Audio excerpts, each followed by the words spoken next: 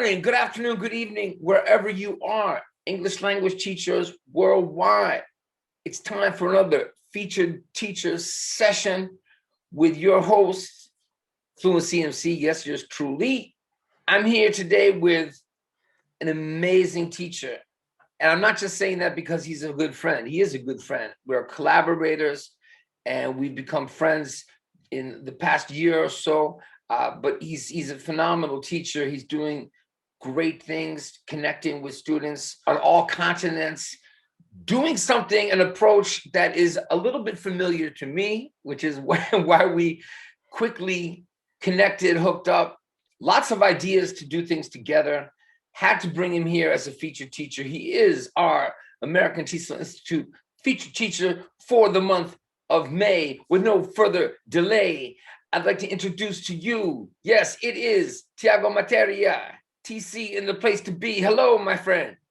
Yeah, thank you so much, Fluency, for making this happen. It's a great pleasure for me to be here with you, man. I mean, I'm a huge fan of your work as well, man. I think you're doing some great stuff for education, and I think it's like even before we begin and start talking about my history and everything else, man, it's like education is such a powerful tool that has been left for humanity. It's something that is in the forefront of human life, man. So like once education is the pillar of human life, and like that's what we stand by, man. And I think we as collaborators and as educators and whatever you want to call us, man, people might nominate us with using different terms and terminology, but collaborating in the educational arena and bringing knowledge and wisdom to people's lives and to their minds and so on is phenomenal, man. So thank you for this, man. Thank you. My pleasure, man. No question. Holding that pillar, keeping that pillar steady, like many people have done before us, adapting to the times, especially with rhythm and rhyme. That's how we do. That's how we do it, man. That's how we do it. Before we go any further, could you please tell us all a little bit about yourself, your background, because it's an interesting story, and I think it's important because it feeds directly into what you're doing right now. So tell us about yourself, man. Okay, so I'm like, my life is kind of like a very musical life, man. So I've been into music since I was born. I mean, before my birth, I was listening to samba rhythms, in South America.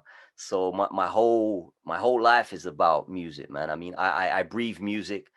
Everything I hear is musical. I hear your voice is musical. I hear students, I hear people around the world. I talk to friends, family, and everything is translated into music. So my ears, they kind of connotate musical notes from people's speeches, the way people speak. Originally, I was born in Brazil, so I'm from Sao Paulo. I was born in Brazil in 1979, so I'm still a young guy, a young gun. You know what I'm saying? And yeah, I mean, my great grandparents, my origins are in Italy, so we are originally, my ancestors are Italian. So my great great granddad, he immigrated to Brazil during the war in 1945, and then he started his life in Brazil. Brazil was booming back then, so it was kind of like the place for work and innovation and so on. So everyone was immigrating out there. And then my mom got pregnant out there, and I came over and I came into the scene. And eventually, I was raised by my great grandparents during that time for about 10 years. And then I landed in the UK in 1989, and this has been home for me since then. And kind of when I first touched down in the UK, man, I spoke no English whatsoever. I mean, like literally not a word, man, right? And this is like for all the students that are here with us and teachers as well, it's like sometimes we have this feeling that we can't achieve certain things in life. And if I look back and I look forward to where I am at the moment, today I share knowledge with students and information. And I look back and I think to myself, the first day of school, when I went into school, and the teacher was asking me simple things like, like who is Franklin D. Roosevelt in a history class. And I'm like, I had no clue of who Franklin D. Roosevelt was. I had no clue how to create a sentence, how to structure a sentence in English.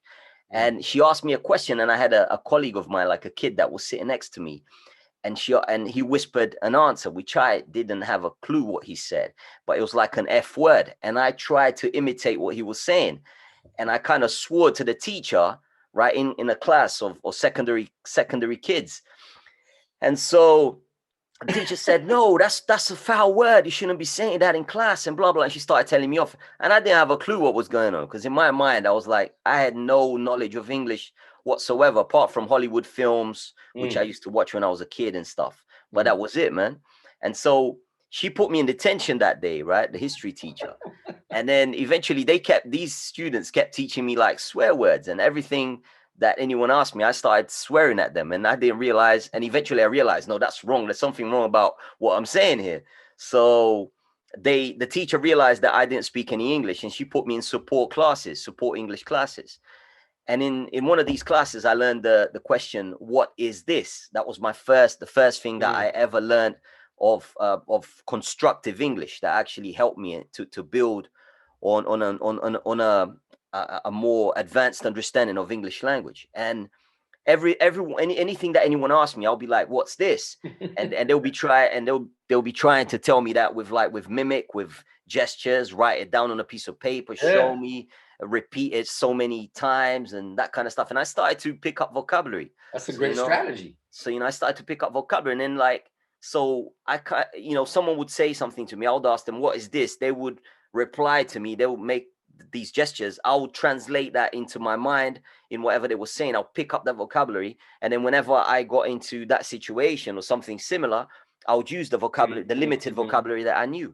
And that's how I started crawling. Is that an approach that you use today, even like when you're trying to help learners, or is that something that was okay for you at that time, but it's not necessarily something you would recommend everybody do? Or what? I mean, well, you see, like I've got like a theory for beginners, right? So if you're a beginner student, the kind of like the conclusion and the summary of what happened to me in the testimonial of my own life and my own experience, I kind of say to students that you need to learn a certain amount of vocabulary before you can create sentences. It's like you learn to crawl before you can walk. And so the crawling stages of English for a beginner student will be to learn vocabulary. Like most native speakers, they use between 700 to 1200 words a day during, just like a diet of words. And so you need to have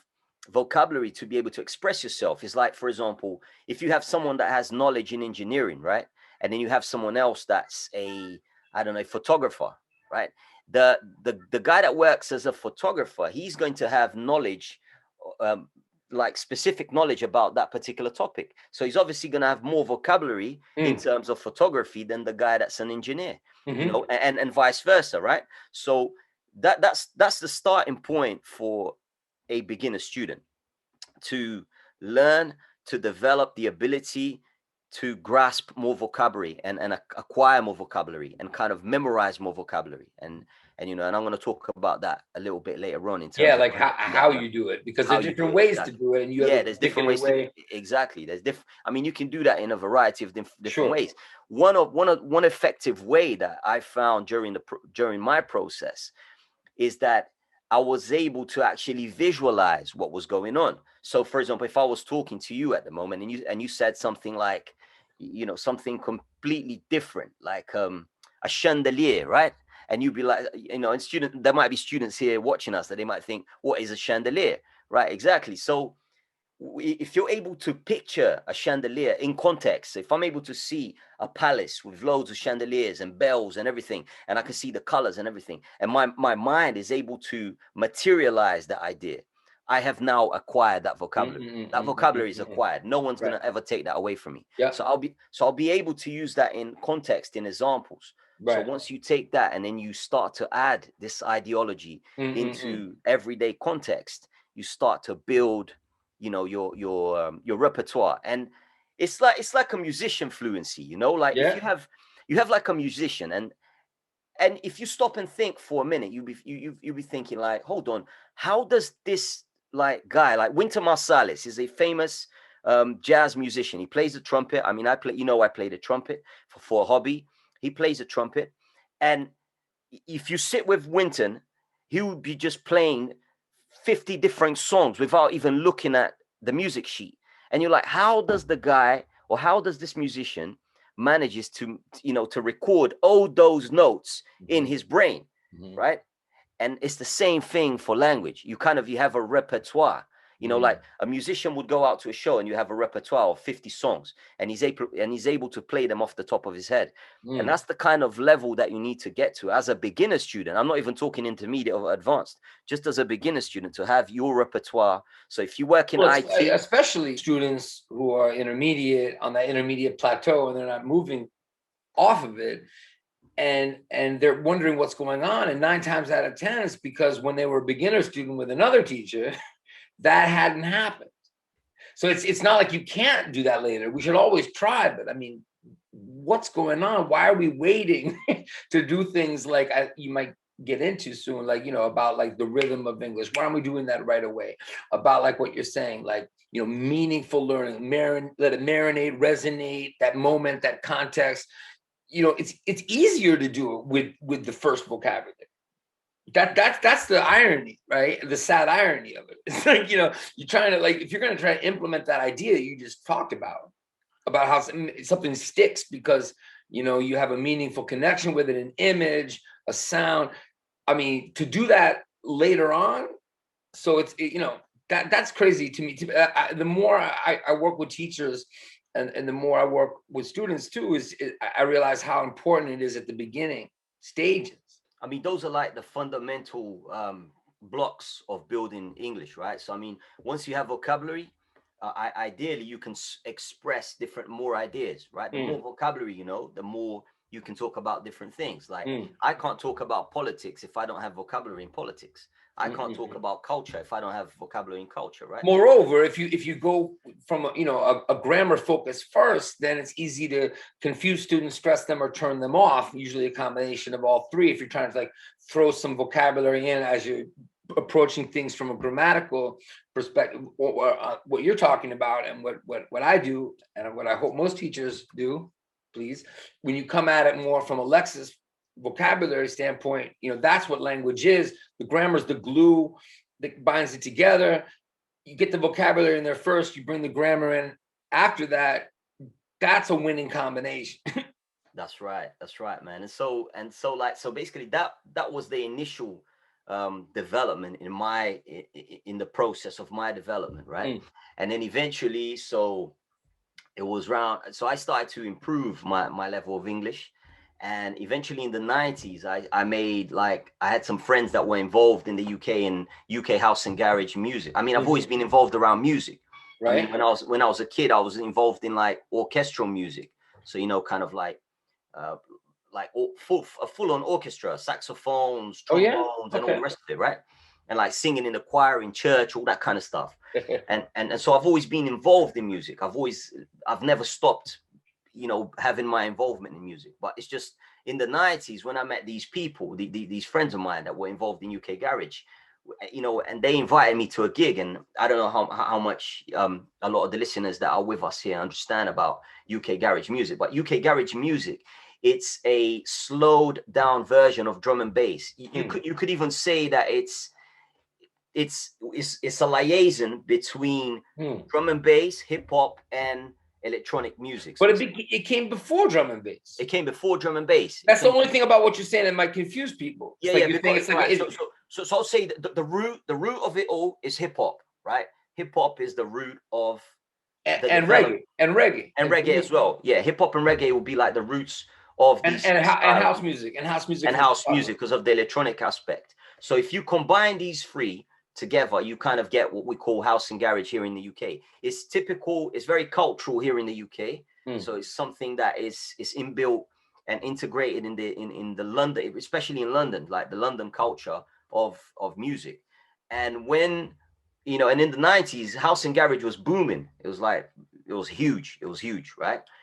And these friends that I had were involved in it, and they invited me to go to a gig. And, my English was good. It was advanced. I mean, I had been studying English for a long time, but I wanted to have the same impact in English that I had in Portuguese or that I have in French. Like, for example, 'cause I speak French as well. So, you know, I was C'est like, la première fois que tu m'as dit que tu parles français. C'est très ouais, je vais parler intéressant. français. Je n'ai pas Oui, parlé oui, français avec oui, toi. évidemment, Ah, bah, mais bon, pardon. tu l'as jamais dit, hein? Bah, je vois toi, tu parlais français bien. Je vois un vidéo de toi et tu parlais très bien le Et c'est français. marrant, hein? Parce Bah, que c'est marrant tu sais ça. bien que c'est la première fois. So that came into effect where I kind of like started to get involved in garage music with these friends, and I went to a gig and they started spitting rhymes. So they started, you know, rhyming, you know, different songs. Like you had a beat as the bass, and then they'll bring in lyrics. And one of my friends said, "Yeah, man, come and spit some lyrics." And you know, I listened to hip hop for many years, but I had never actually gone in and actually done it myself. So he said, yeah, you know, kind of come on, man, just spit a few lyrics. And I said, what am I going to say, man? I haven't got any lyrics written down. He said, no, just repeat our lyrics, man. It's fine. Just listen to our lyrics and try and repeat them. So, you know, so he had a lyric about, it was like a cars, right? It was like Fiat Uno Turbo with a body kit is bad, you know. Never flexing a Volvo, just cruising a S-Reg Polo. Sometimes you see me in the Bravo in a sky blue color. It's wicked, you know. And I just started repeating that on the gig with the beat on the you know on the layer. So we had the beat as the layer. And everyone was like, whoa, you know, on the gig, it's like live, man. Had about 3,000 people on the gig, and I'm getting the mic, and people are like going crazy. And he said, man, you're good, man. You're good. You're gonna come on tour with us. You know, I said, all right, cool, man. So we started doing a tour around the UK, like universities, colleges, like, you know. Okay, but let me get some context here. So at that point, you were working whatever job to make some money on the side, kind of thing. You weren't, I or was at you were uni at the studying. time. I was at uni at the time, man. You were studying, and were I was, you studying education, linguistics, language, or it wasn't like that? I was doing like, I was at college doing business at the time, man. Okay, So I was okay. doing business and finance at the time. Which right? is interesting because I Yeah. can see how that could connect your kind of your teacherpreneur, entrepreneur Yeah. now. So you can use those skills, I guess. So tell us, just fast forward a little bit, because I can already see where this is going, man. We're gonna need to do a part two. It's because we only have an hour here, man. I want to make sure cool. you get to some of the really essential things about All your right. approach to English and all of that too. But what happened as far as the connection between I would say garage, you say garage, which I like, the garage. Yeah, okay. And that experience, and you're in university, you're focusing on business. Obviously, you know, we heard about your roots as somebody who moved to the UK and had to learn English, and like you even said, like what you even do now is connects back to how you figured things out as an English learner. But where was the moment that you decided I want to be an English teacher? Like Okay. when did that happen? Was it something that happened like, you know, boom, or was it something that gradually, you know, took place? Well, as it's kind of like as an English teacher, man, as an educator, it was like I had a project in South America. These guys from South America, they invited me to a business. I mean, I was finishing my business at college, and then I was going to go into university. And they invited me over to go over to Brazil and to teach in company English. Okay, right? and at that time you were also an MC. You were also I was emceeing. Yeah. Okay. So I mean, by then, I mean, I had already records on Warner Music. I had a record on Warner Music called. Okay. So I had like DJs in the UK who promoted my work and stuff and all that kind of stuff. So the part of the musical side of things. And then I went to this project to teach in company. When I got in company, and I started using the Oxfords and the Cambridges and all that stuff, right? And I had like a conference room to myself with like all these students sitting down, and I'm thinking to myself, you know what? This is just not working. After like 2-3 months of using all those different types of materials, so I said, you know what? I need to go back to my roots. I need to go back where I came from and understand how I can help these people truly, not just figuratively by showing them books and stuff and grammar and context. And I need to show them something real.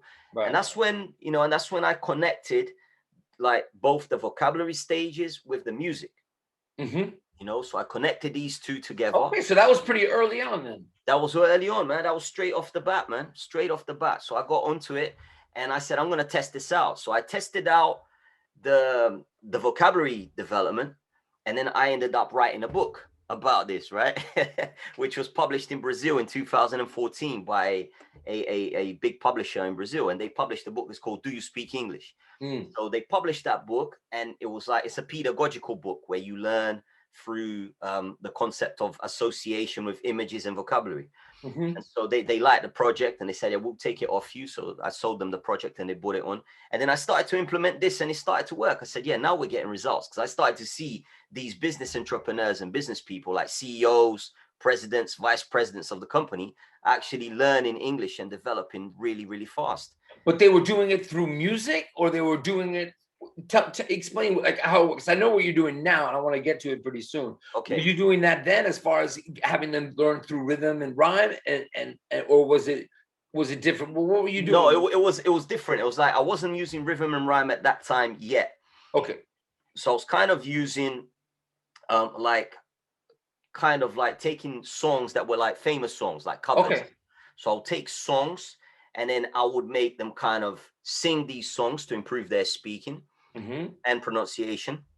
And then I'll do like exercises with role plays in class to actually build the ability of having a conversation, a fluid conversation. Based on the content of the song, or in the content of the song. Okay, so it's based on you're using the songs always, or always, okay, wow. Man, always. And what type of music? Depends. Like it really like for example, because I had about 4 classes. So they were 4 groups. So they were all divided into categories. So I had beginners. So they were like, so I'll do something like 1, 2, 3, 4. If you're happy and you know it, clap your hands, right? Stuff like that for beginners. If it was more like of an intermediate class, it would be something like, imagine all the people, right. So something along those lines, man. And you were performing, or you were playing the originals, or both? Both, man, both.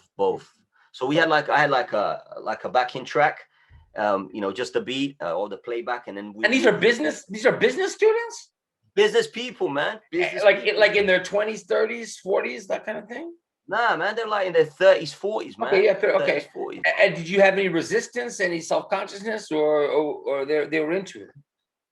Bro, the results spoke for themselves, man. Okay, so they even if they might have felt a little shy, they realized it was working. Initially, initially it's like a student feels a little bit apprehensive and a little bit shy to kind of express himself at first, but eventually, once he starts to see a result and how you as a tutor, you kind of manage the situation, then eventually they start to open themselves up, and then you start to see some improvement. From what you did then, what is similar to what you're doing now, and what is different? So basically, the power of music in language development, right? And the first thing, I've prepared this mini PowerPoint presentation for you guys here. So the first thing is that before we go into what I'm doing now, I'd like to first explain to you the benefits of music. Whether you're a teacher or a student, there are certain benefits in music to humanity as a whole, right? And as from a general perspective. And the first thing is that it reduces stress and anxiety. And so if it reduces stress and anxiety, that means that you have more energy and your performance is better as a student to learn, to acquire, to memorize more vocabulary, right? It improves your immune functioning system. That means that if you eat better, you sleep better, and that means you're able to, again, your mind works more effectively. It motivates you to exercise more. Again, the well-being, the feeling of well-being, enhances your blood vessel functionings. Again, well-being and energy levels. It reduces your blood pressure as well. So if you have issues with blood pressure, it reduces that as well. That's all the power of music, right? It decreases pain, it improves your sleep quality, boosts your memory, improves recovery in stroke patients, and it helps you eat less. Okay, so the ones that we are mostly interested in here is reducing stress and anxiety, because obviously that's an important aspect for language learners. It improves your immune functioning system. So, and it boosts your memory. So these 3 aspects of benefits of music that have been proven scientifically, they're obviously the ones that interest language learners, because if it boosts your memory, that means that you have the capacity to transmit more, to express more, and to fixate more in your mind. If it boosts your immune system, it means your energy levels are higher by listening to music, by singing music, by understanding music, and by conceptualizing music. And it reduces stress and anxiety. The less stressed you are, the more your body is able to obtain and absorb. Okay, so those are general benefits of music. Now, we have two sides of the brain, which is the left side of the brain and the right side of the brain. The left side of the brain is responsible for most of our logic, our facts, sequencing, maths, and language is also on the left side of the brain, the way we learn language, the way we acquire language.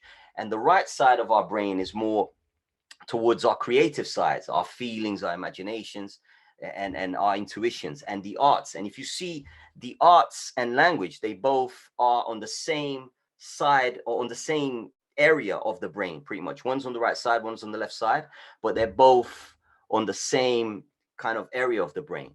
Now, there was a Harvard research that said that listening to music allows you to assimilate the syntax and enrich your vocabulary, because the lyrics of a song are generally composed of informal expressions and words that we don't necessarily learn when we study in a language. So, for example, because of the formality in class, a lot of educators and teachers use in class, it ends up that students don't acquire language in an informal way. And that is the best way to actually acquire language, in an informal setting. So, why is music so powerful in class? Because it's an informal way of expression, both for learners and for educators. So educators feel more at ease, feel more comfortable, and learners acquire a lot better because it's an informal way of delivery.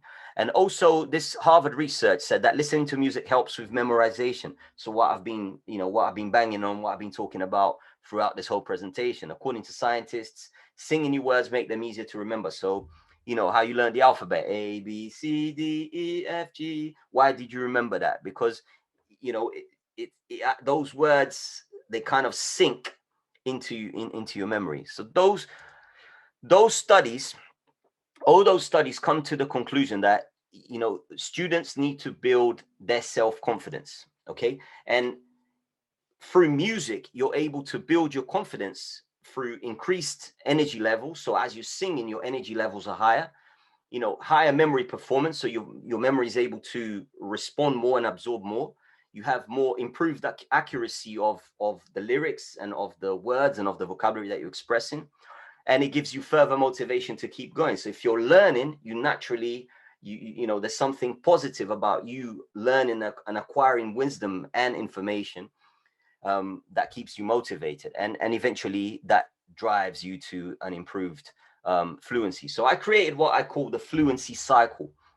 And this is the format that I use at the moment. And I'll go into detail. So it's motivation, our beliefs and our fears, both as, if a student has decided to learn a language, whether it's English, French, German, whatever language you decided to, there's always a motivation behind this, right? And that could be related to your belief. You believe that, you need to learn a language to get a better job, or you need to learn a language to travel and be able to communicate with people. So there's a motivation there. And that motivation leads to the fluency cycle, which starts at a quality repetition. So through repetition of words and through repetition of phrases and sentences, and not just repeating anything, but repeating, imitating, maybe a native. So if I said the word teacher, I didn't say teacher or checher or chucher or checher. No, I said teacher. So quality repetition is very important. So you need to fine tune your ear in order to have a quality repetition, which leads us to self-confidence. So if you're repeating well, you're building your self-confidence, because when the situation arises, you're now able to deliver with more confidence, which then leads to progressive accuracy. So if you're confident, the more confident you are, the better your accuracy becomes as you speak, which leads to speaking fluent. So it's a cycle, and then you go back again. So you learn a word, teacher, I've learned the word, and then I can put it into context. That builds my confidence. I've actually said it right, and then improves my accuracy, and then it leads to fluency. And you just keep going over and over that cycle over and over again. Okay, so there are certain aspects to this, to learning what I do at the moment. So using rhythm, and rhythm is the sense of movement in speech, and which is marked by the stress, timing, and quantity of syllables. Spoken English words with 2 or more syllables have different stress and lengths. If you look at notation, those of you that have any sort of knowledge of music, right? You have a whole note, a half note, a quarter note, eighth note, and 16th note. Each of these notes have a different context in rhythm, right? So if I was to have a whole note, it'd be 1, 2, 3, 4. If I had a half note, it would be 1, 2, 1, 2. And if I had a quarter note, 1, 2, 3, 4. An eighth note, 1, 2, 3, 4, 5, 6, 7, 8. Now, if you transcribe that into language, right? So it would be something like good morning. My name is Thiago, and it's a great pleasure to be here with Jason Levine. Now, there's a rhythmic aspect of language that, sometimes it just gets forgotten, it gets left aside, but it's extremely important that you pay attention as you speak, you understand what rhythm you're actually going at with that word. And why is that so important to you? Because if someone speaks fast, slow, mid-tempo, whether I say good morning, or whether I say good morning, it doesn't matter, because the rhythm, if I understand the rhythmic patterns of certain words in English or certain sentences in English, it's not going to make a difference. Okay, so very important aspect of language development with music. The second aspect is melody. So melody in language is a collection of letters and words that are grouped together as a single entity. Most sentences consist of multiple words working in conjunction with one another.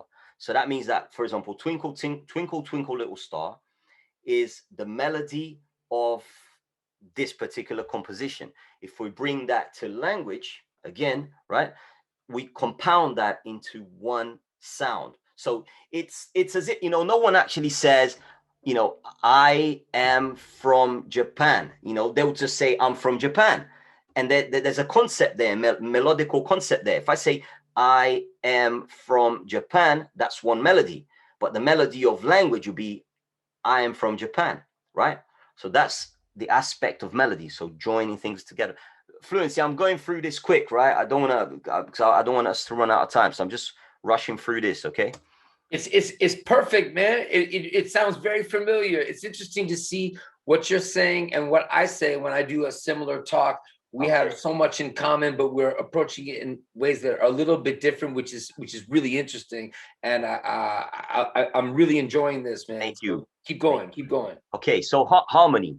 So harmony in language is the sound of 2 or more words heard simultaneously. So the ear creates its own simultaneity in the same way that the eye perceives movement in a motion picture. Now, if you look at these notes underneath here, that's what a harmony represents. When you transcribe that to language, it's sort of like if I said, I is German, there's something about that sentence that does not harmonize grammatically. And so the harmony aspect of language is the grammar feeling of it. So, I go swimming sea. There's something there that just doesn't harmonize it, right? So to harmonize that sentence, I would have to say, I like going swimming in the sea, rather than saying, I go swim sea, and that's the harmony side of things. So the grammatical, the structure, the structure that holds music. If you think of music as 3 layers, right? And then we have the beat, which is underneath here. So that's kind of the tempo, the speed that you're speaking at.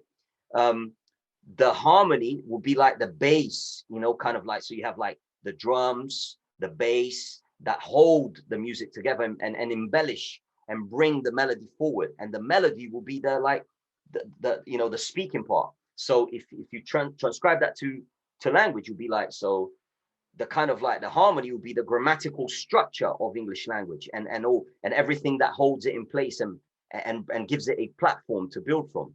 The rhythm will be the way that you speak and the nuances, using the dynamics, stress levels, when you want to stress a particular word, when you want to reduce the sound of a particular word, and going through the dynamics of language. And then the melody will be like the actual, the part that you speak. So it'll be like the delivery of your sentence or of your conversation. So those are the 3 key elements. So rhythm and rhyme, and this is where we get to through all this, and this is what we do, right? Now, with rhythm and rhyme, you have integrated grammar, right? So this is how powerful this is. You have vocabulary recognition, you have a fluidity, the level of fluidity, which is the melody conceptualized in the sentence, the conversation, the vocabulary and everything. Creative sentence, so that drives your creative side on the right side of the brain. So it makes you, like, and I'm going to show you an example in a moment, but it builds your creative side as well. And the structural pronunciation, so it shows you a structured form of developing language and speaking practice. So you're doing all of this in a rhythm and rhyme study, or in a rhythm and rhyme concept, or in a rhythm and rhyme example, So this and so if we take this and we bring this into practice, like this is a study that I have that's called the article study, right? And it simply says, as you know, with the articles divided up into particles, ANN is remarkable, the incredible, definite article, sound by sound to the decimal, English made accessible, the singular, plural, polemical. See what you know, follow the tempo with the word go, then switch to the plural like a talk show, because I'm rational, legible, parable, bidirectional, in the class and conventional. That's how we roll. Start slow, module 5, and away we go, right? Woo! So this is a study that I Yeah, created. yeah. And so if you look at this study, this is like just an example. I'm just using this as an example, right? So the first thing that you can identify here is that I am actually using the concept of the study, which is, so I'm talking about the articles. So the articles, I've put them in bold. So I've got the articles, a and an, and the article, definite article. So, I'm using it all the time across the study. That's the first thing. The second thing is, you can see the grammar here. Look, simple past, divided, or if you join divided up, phrasal verb. Again, question words, what, vocabulary, rational, legible, parable, bidirectional, right? So, and you can see how this is all integrated into the rhythm and rhyme study that I'm presenting to you. Now, the amazing part of this is that you're able to practice this informally. You're able to actually take this and create your own sentences. And this is the creative part that I was talking about previously, which is the creative sentence. So, as you know, with the article, it could be, as you know, with fluency, as you know, with France, as you know, with my dog, as you know, my bed is not made this morning, as you know, so you take that and you start to use the creative side of your mind. And that's really powerful, because when we create something, we never forget it. When we create something, we never forget it, right? And so everything is involved in that in that study. I mean, you got the fluidity concept, which, as you flow through the study, and obviously I did it fast here because I know the study and so on. But that doesn't mean that, if you think about the aspects of rhythm, melody, and harmony, and then you start, 1, 2, 3, 4. As you know, with the article, divided up into particles. Yeah. So, you could start slow and then you gradually build your tempo as progressively as you master the study. Once you've mastered the study, then you can move on and use the creative side. So that, so that there's a few hurdles for you to get over. The first one is the fluidity. So you need to flow with the study, flow with it, because the collocations and the connections are going to start to make sense. And what you're going to start seeing is that a lot of this, you will see this, in a lot of different sentences and different conversation scenarios. And that's how powerful it is. Cool. And that's pretty much what I have for you guys here, that I created for you this afternoon. So, I'm open to any Q&As that any students or you Fluency or that you might have. Thiago Materia, TC, that was excellent, man. That was really wonderful the way you explain the relationship between rhythm, melody, and harmony.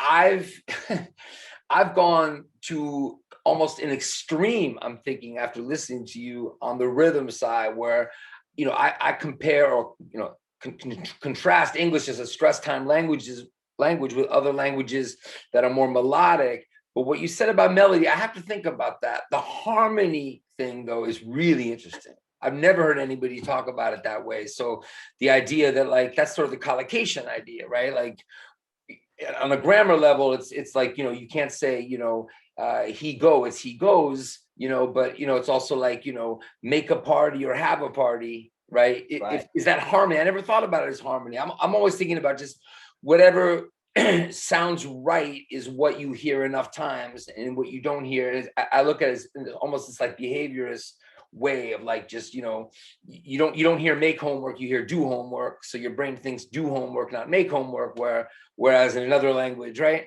So but the harmony thing, I love that idea of harmony. I never thought of that before, so I need to think about that more.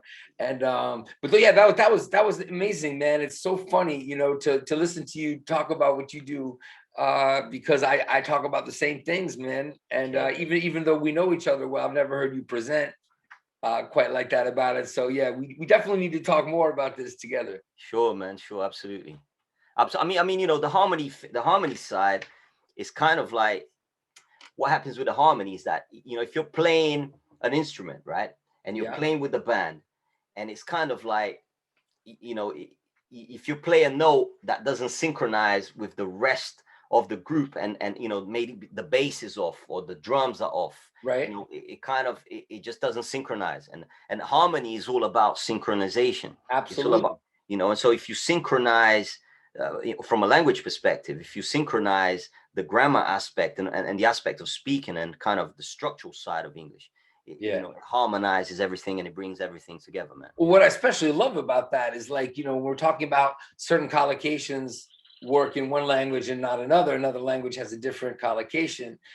It's like, you know, when you play music from China or Pakistan or you know, Egypt, like you know, you might feel comfortable with that harmony. It's not just the harmony, but often it's the harmonies. That's That's the, right. you know what I mean. That's the thing that seems most foreign. You know what I mean. So like that comes from just how much you are used to something, and that's like language. The more you hear the same kind of music, the more enters in is who you are. You know, like we're all born, we could all speak it in any language. We could all develop a taste in a certain type of music, you know, food, whatever. That's memetics. Memetics. That's where meme comes from. Memetics. The collocations all connected to memetics, and that's what's so amazing about what you're talking about. I love also. I just hope people remember what you said. When you create something, you remember it. We got to figure out a way to encapsulate that into something that's even more memorable. But that's really true. And when you had the one other thing I wanted to mention, man, is earlier when you had your fluency cycle. You know, Yeah. I have a very similar thing. I used to Okay. talk about the vicious cycle and the friendly cycle, and then I started talking about the friendly fluency cycle. That was years ago. So to see you do that again, I have seen you do that before, but it also reminds me of something my colleague Chuck Sandy said, which he basically said I can kind of co-opt and use myself. And you may have heard me say it before. I talk about it a lot, which is practice increases accuracy. Right. Accuracy increases confidence. Confidence increases fluency. And it's interesting what you were doing, because when we got to the accuracy and the confidence thing, you were saying if you're more confident, you could be more accurate. And it's true, Right. it goes both ways. Yeah. So that Yeah. was interesting too to hear your take on it. But we definitely have a lot of similar Yeah. things we touch on. You know, because I think like the main thing is like people have a lack of confidence because they're scared in terms of making mistakes, in terms of the harmonious side of language. That's it. You know, so if you speak to a native and you kind of think, well, you know, is he really going to understand me? You know, okay, am I actually saying the right thing? So Right. if you raise your level of conscious to a more confident conscious of mind, Right. you So the tend question is, how do you get there? So like what I talk about, 99% of the time is just, when you have the relax, repeat, remember, when you repeat enough stuff and you get stuff you like, whether it's through songs, poems, TV shows, jokes, short videos, games, whatever it is, you've got those pieces up here. And it's like, then when you're ready to speak, it comes out without you thinking about it, like that chunk, that sentence, yeah, and music puts it up there better than anything else, and then when it spills out without effort, you know, and if you learn it without effort, like, and what you're saying, it's like it's acquisition. It's not about the conscious learning. Like what you're saying, it's like it's that incidental, you know, thing. But you have to be motivated. The problem is, of course, and this is what got me into making my own music and songs, was that you can be motivated, and that's not enough. You can be motivated and just shot down by boring materials, by the fact that English is too hard to understand. If you go abroad, or watching the news or reading the news, you know, the motivation, you know what I mean? Like it's the confidence. Like if you have the motivation, but then your confidence goes down. Yeah. You know what I mean? Like 100%, man, you're right. I mean, you know, that is definitely the case. I mean, I see lots of students kind of give up, you know, they kind of, you know, oh, English is not for me or whatever, because, you know, like you said, if the motivation is not there, you know, that kind of needs to be the initial drive, man. You know, they need the initial motivation, and then keeping a student motivated in terms of, you know, and the way they motivate themselves is through progress, you know, yeah, progressive progress. yeah. And through intrinsic motivation, most of the time, which is that they're not thinking I have to do this to learn English. They're like, I just want to play this game. I want to listen to this song. I want to watch this video on YouTube. You know, that's not because they're doing it. It's like English is the language for that activity. It's not that they maybe don't want to learn English, but they're in a lane now where they're thinking about it in terms of, you know, this is just fun or interesting. And that's when it really starts to happen. So TC, Thiago, and me, Fluency MC, Jason, we wrote a song together to practice, to help students practice British English vocabulary expressions versus American English. Check it out. Fluency. MC. TC in a place to be. English from the UK, American English from the USA. Okay. He says, she says, we, they say, different words in different ways. I wear sneakers to play soccer. I wear trainers to play football. On a team? In a team. On a pitch? On a field. Fries and chips. Your crisps are chips. Have a cookie. That's a biscuit. Nah, here's a biscuit. Mate, that's a scone. Come on, buddy. Are you for real? I'm keen to go away on a holiday. I'm psyched to go on vacation. I fill my lorry with petrol. Our trucks get gas at the gas station. I learned it. No, you learned it. I burned it. No, you burnt it. You needn't. You don't need to. Shall we? You mean should we? Right, let's get some takeaway and watch telly at your flat. Okay, well, I'll take out of my apartment and watch some TV. Lift, pavement, zebra crossing. Elevator, sidewalk, crosswalk. Torch, flashlight, nail. Post, car park, parking lot. Airplane check, program. Realist, license, labor. Theater, tire, apologize. Defense, catalog, neighbor. I'm in line for the bathroom. You're in queue for the toilet. Put on your jumper. It's a sweater. This is a rubber. That's an eraser. Put the garbage in the trash can. Put the rubbish in the bin. Nappy. Diaper, candy, sweets. Aluminum. Aluminium. CC in a place to be. Fluency. MC. It's English from the UK, American English from the USA. Okay. He says, she says, we, they say, different words in different ways. TC and Fluency, bringing it to you educationally. British American differences. Learners, are you really ready? From London, New York connectivity. TC on the MIC, rapping it nice and easy. Fluency, when you're ready. In a team or on a team. It's a dream with double cream. Put on my trainers with a color scheme. Sneakers, my new Nikes. Period. It's night studies. It's breakfast. I saw the queue. Said to my pal, I kinda knew. Push them up so we can get through. TC, over to you. On a highway to give you a vacation or a holiday with chips, fries, and the pizza. Stopping off to get the pasta. Never been faster than the massa. Could it be the sound of salsa? Driving the beamer. Speeding up just like a rasta. Keeping it real just like a gangster is British American culture. British American culture. Totally doing it. British English from the UK. American English from the USA. He says, she says, we, they say. Different words in different ways. Yeah. Fluency, man. Every time I hear that, man, it's infectious. It's just, It sticks in your head. it sticks, man. It's infectious, man. It's infectious. I don't know, man. Every time I hear British English from the UK, I got my daughter, man, and she's like 8, and she's just singing that. Daddy, oh, can you put that song on? And I put the song. No Man, doubt. No doubt. it's infectious, man. All right, man. Well, look, we got a lot to talk about, man. We got to work together more. Just seeing what you were saying just made me feel like, what are we doing, man? We got to team up more. I'm glad you agreed to be our featured teacher for the month of May. Thiago Materia, TC, thank you so much for being here with me, Fluency CMC, as the American TESOL Institute featured teacher. I hope you enjoyed it, man. You were amazing. Thank you so much, Fluency, man. Thank you for having me, man. It's been a pleasure. It's an honor to be here with you, man. Thank you so much. Appreciate it. Thank you, everyone. Thank you. Yeah, thanks everybody who came here live. Thanks to all of you watching the recording. Please put your comments in. We will be there in social media to chat with you about the video later. Please check out Thiago. You want to tell them how they can find you on social media? Should they look up Thiago Materia? Just look up for Thiago Materia on Instagram, YouTube, Facebook. I got a group on Facebook called Do You Speak English? Okay. And yeah, so everywhere. You gotta add me to that group, man. I'm not in your group. Are you not in the group, man? Okay, I'll gotta bring you in, man. Oh my goodness. It's just a page, man. It's not a group. Oh, it's not a group. It's a page. I know the page. I know the page. You know the page? You gotta have a group, man. You gotta get a group. Yeah, I gotta get those groups now, man. All right. All right, my man. Thank you so much.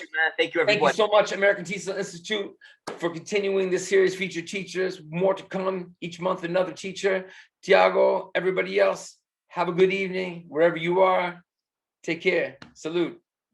Respect.